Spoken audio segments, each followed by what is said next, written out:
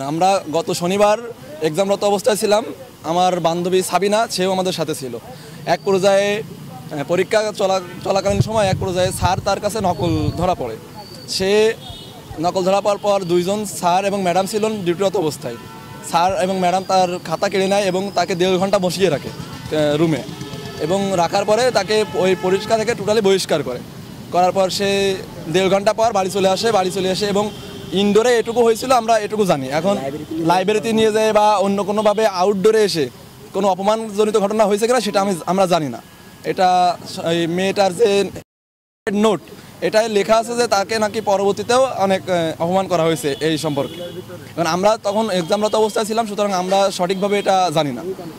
আর এই মেয়েটার মানে হত্যার পিছনে যে আসলে মূল কারণ কি, আমরা সেই মূল কারণ উদ্ঘাটন চাচ্ছি এবং উদ্ঘাটন করে এর সুস্থ বিচার হোক, এতটুকুই। আমরা কাউকে উদ্দেশ্য করে বা কোনো শিক্ষক বা কোনো কর্মচারীর বিরুদ্ধে কোনো অভিযোগ করতেছি না। এই যে হত্যাটা হয়েছে এই হত্যাটার সঠিক বিচার আমরা চাই। ছোটবেলা থেকে একসাথে পড়াশোনা করছি। ওর মৃত্যুতে আমরা সবাই শোকাহত।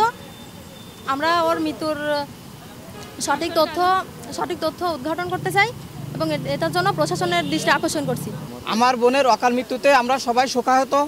আমার মায়ের কোল কেন খালি হলো তার জন্য আমরা প্রশাসনের কাছে আমরা সাহায্য চাই। আমরা এর সঠিক তদন্ত এবং সুষ্ঠু বিচার চাই।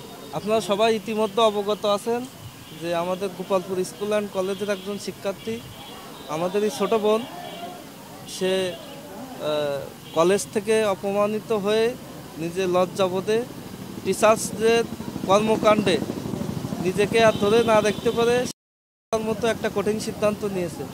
এখানে আমাদের বক্তব্য হলো যে ঘটনাটি যেদিন ঘটেছে সেটি ছিল শনিবার।